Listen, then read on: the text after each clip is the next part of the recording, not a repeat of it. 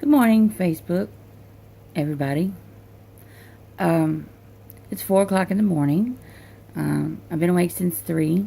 This is the second night in a row that I've woken up to go to the restroom, and the Lord has laid something on me, and He won't let me go back to sleep until I share it. So, this morning, I want to talk to you about life's little inconveniences, or sometimes big inconveniences. If you're on this earth, you're not here by accident. God has a plan for you. He created you. And He has a reason for you to be here. Sometimes we get so busy with life that we forget that.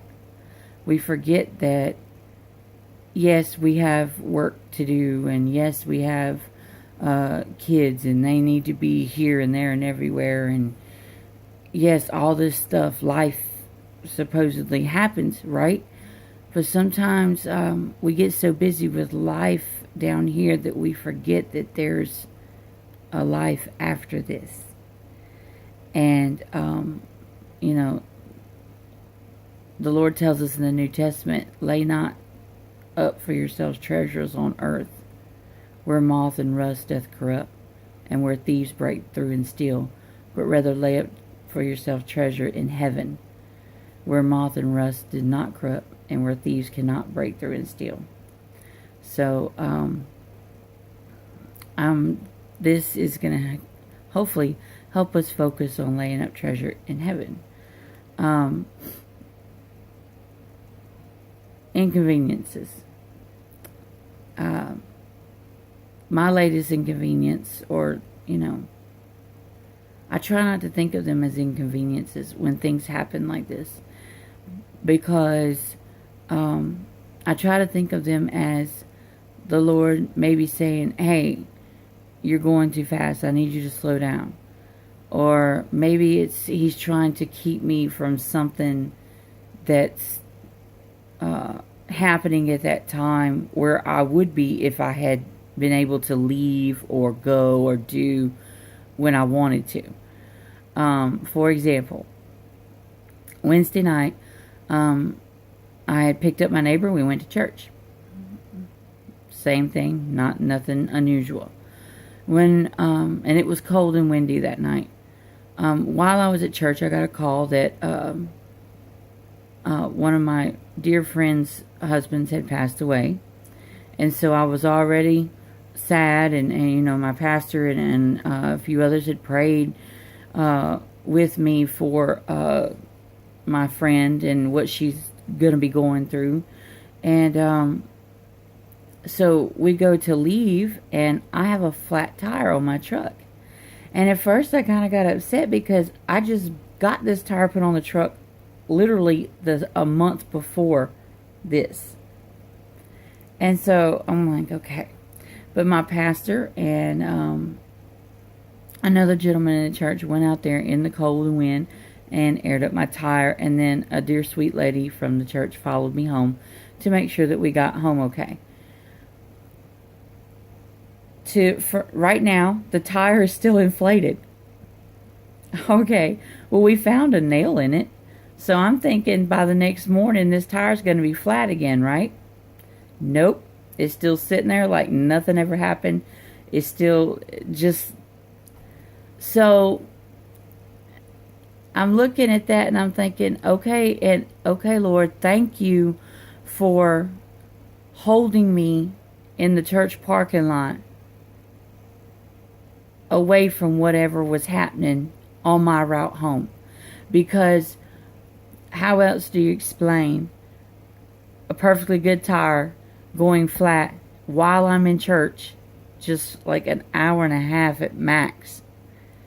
Then, being flat just for that time, and then once they air it up and I get home, it's still inflated. It's now 2 days later. That was, to me, that I could have seen it as an inconvenience, but at the time, I chose not to, because I had been taught, actually, earlier in life that not everything that happens to us that we think is bad is bad. As we know, God's ways are not our ways. In fact, I will read this to you. It's in Isaiah chapter 55, verse 8. And he says, "For my thoughts are not your thoughts, neither are your ways my ways, saith the Lord." So, again, just because something doesn't go as we planned doesn't mean that it's bad or that it's going to be, throw everything into this tizzy and, it just means that it might have been our plan, but it wasn't God's plan. It wasn't His timing. We have to remember that He has an ultimate plan and He is in control of everything. In Psalm chapter 37, verse 23, it says, "The steps of a good man are ordered by the Lord, and He delighteth in his way. Though he fall, he shall not be utterly cast down, for the Lord upholdeth him with His hand."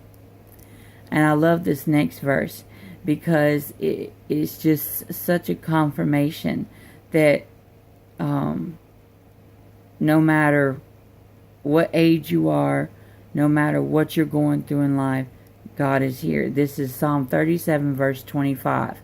"I have been young and now am old, yet have I not seen the righteous forsaken, nor his seed begging bread." The Lord's not going to just leave you.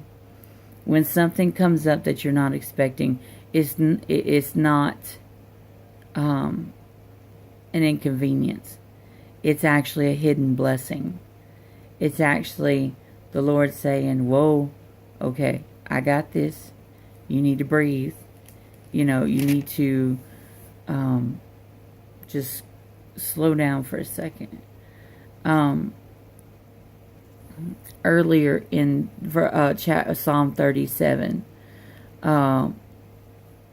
starting in verse 3, "Trust in the Lord and do good, so shalt thou dwell in the land, and verily thou shalt be fed. Delight thyself also in the Lord, and He shall give thee the desires of thine heart. Commit thy way unto the Lord, trust also in Him, and He shall bring it to pass. And He shall bring forth thy righteousness as the light, and thy judgment as the noonday." When you trust in the Lord, when you delight yourself in the Lord, when you commit your way unto the Lord, verse 7, then you can rest in the Lord and wait patiently for Him. That is one of the most awesome things you can do. And you have to teach yourself to do that. This is not something you could just wake up and do. I used to get all frantic. I used to be one of those that when something would come up, I would freak out, like literally, and be like, "Oh my goodness, this is not what I planned." I used to be a kind of a control freak about, when I would plan something, I plan it down to the T, and I wanted it to just go perfectly, and then something would, a monkey wrench would get thrown in there, and I would just be like, ah! But I had to teach myself these things right here. I had to teach myself, okay, Lord, you made me, you have a plan, I'm your child, teach me to trust in you always with every little tiny detail. And then, commit my way to the Lord. And that's when I started learning that it doesn't matter. It doesn't matter what comes up. You really can learn to go with the flow when something like this happens. And it allowed me to, in verse 8, cease from anger and forsake wrath. I no longer get angry when something like my flat tire at church happens. Again, I look for God's plan in it.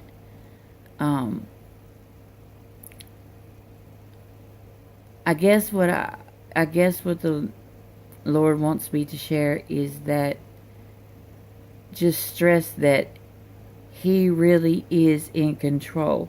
When we look at the world around us, it looks like everything is becoming more and more chaotic.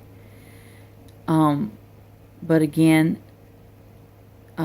if you read in Isaiah, in Revelations, in Daniel, all of this has been prophesied. We are nearing the second coming of Christ. And so things in the world will become more chaotic. And I guess the Lord just wanted me to remind myself and, whoever watches this video, that He is still on the throne. He is still in control. There's another verse in Psalms. I don't recall the passage right now. But it says, the king's heart is in the hand of the Lord, and as the rivers of water, He turneth it whithersoever He will. So it doesn't matter who's sitting in government, any seat in government, it doesn't matter. Everybody gets so upset every election. It doesn't matter. If a Democrat gets elected, the Republicans get upset. If a Republican gets elected, the Democrats, especially this time, they go a little crazy. But it doesn't matter, because nothing happens without God planning it that way. Donald Trump's in office because that's who God wanted in office right now. God controls everything. God controls Donald Trump. He controls Congress. He controls the House of Representatives. He controls the police chief in your town. It doesn't matter. That's why we are to pray for our leaders. God can turn their hearts whatever way He wants.